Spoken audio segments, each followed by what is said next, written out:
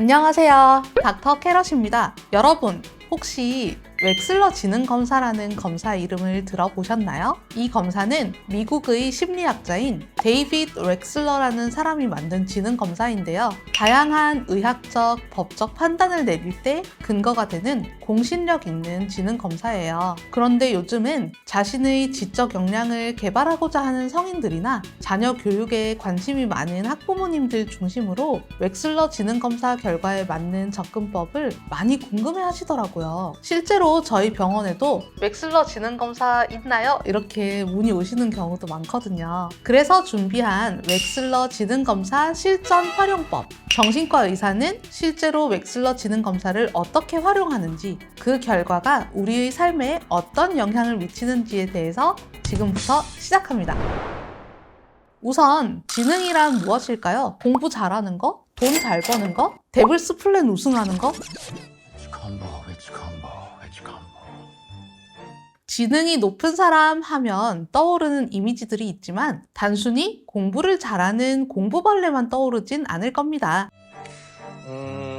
심리학자인 웩슬러는 지능이란 한 개인이 목적 있게 행동하고 합리적으로 생각하여 자신의 환경을 효과적으로 다루는 총체적인 능력이라고 생각했어요. 그렇기 때문에 단순히 수학을 잘한다, 국어를 잘한다 등 한 가지 획일화된 기준으로 지능을 측정하는 것이 아니라 여러 영역의 능력을 측정하여 다차원적이고 다면적으로 결정되는 지능의 조합을 연구한 거예요. 웩슬러 지능검사는 성인은 4가지 영역, 소아는 5가지 영역의 지표 점수로 구성되어 있고 각각 언어 이해 능력, 지각 및 추론 능력, 작업 기억, 처리 속도로 이루어져 있어서 언어적, 비언어적 능력을 측정할 수 있게 되어 있고요. 이미 지식으로 습득해서 저장된 영역의 지능과 새로운 것을 받아들여 처리하는 지적 효율로 나누어서 확인할 수 있습니다. 그래서 웩슬러 검사는 단순히 지능이 뛰어나다, 부족하다만 알려주는 것이 아니고요. 지능의 영역 중에 어떤 영역이 강점이고 어떤 영역이 약점인지까지 알 수 있는 검사예요. 그러면 정신과 의사는 웩슬러 검사를 어떻게 활용할까요?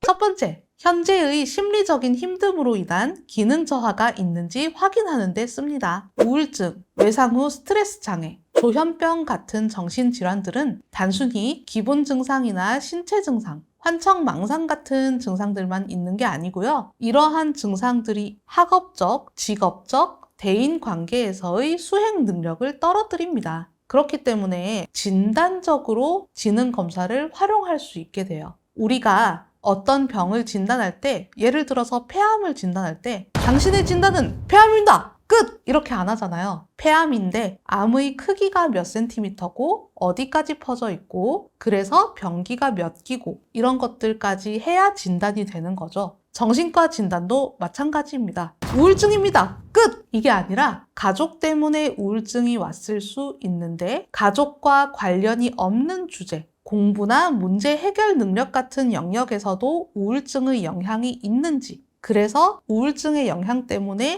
인지 기능이 떨어져서 내 능력을 마음껏 펼치지 못하고 있는지, 이렇게 어디까지 영향을 받고 있는지도 확인을 한다는 거죠. 주로 우울증이 있을 때는 웩슬러 지능의 처리 속도 지표가 떨어져 있는 경우가 많고요. 다른 지표들에서도 보다 정신적 노력을 요하는 소검사 결과가 안 좋게 나올 수가 있어요. 왜냐하면 너무 힘드니까 머리 쓸 에너지가 떨어지거든요. 이렇게 현재 정신과적 질환으로 인한 기능 저하가 있는지를 확인하는 데 웩슬러 검사를 활용합니다. 두 번째, 앞으로의 힘듦을 견뎌나가기 위한 인지적인 자원이 어떻게 얼마나 있는지 확인하기 위해서. 지능은 다차원적인 조합에 의해서 결정되기 때문에 사람마다 강점인 영역과 약점인 영역이 다릅니다. 어떤 사람은 언어적인 표현 능력이 약해요. 언어적 지능이 약해서 자기가 오해받을 수 있는 상황에서 단어의 세심한 뉘앙스를 구분지어 표현하는 능력이 약할 수가 있고요. 그런데 이 사람이 만약에 패턴을 파악하는 능력은 뛰어나요. 그러면 비슷한 대인관계의 갈등 상황이 반복될 때 이건 그때 그 패턴대로 흘러가네 라고 파악을 잘하겠죠. 그렇다면 이 사람은 평소에 비슷한 문제 상황이 반복되는 패턴을 빨리 파악해서 그럴 땐 이렇게 하면 해결된다 라는 것을 제대로 습득하면 여러 문제 상황에 적용해서 대처가 가능하겠죠. 그런데 어떤 사람은 그 반대로 패턴을 파악하는 능력은 약한데 언어적인 표현력이 좋은 사람이에요. 그럼 그 사람은 다르게 대응을 할 수가 있다는 거죠. 비슷한 패턴을 파악하지 못해서 문제 상황을 한 박자 느리게 파악하고 대처하겠죠. 하지만 그럴 때마다 자신의 장점인 언어 능력을 발휘해서 상대방과 대화를 충분히 하려고 시도하고 자신의 입장을 세심한 언어로 신경 써서 전달하면은 비록 패턴은 한 발짝 늦게 파악하더라도 대화를 통한 문제 해결로 어려움을 헤쳐나갈 수가 있는 거죠. 이렇게 이 사람의 문제를 해결하려면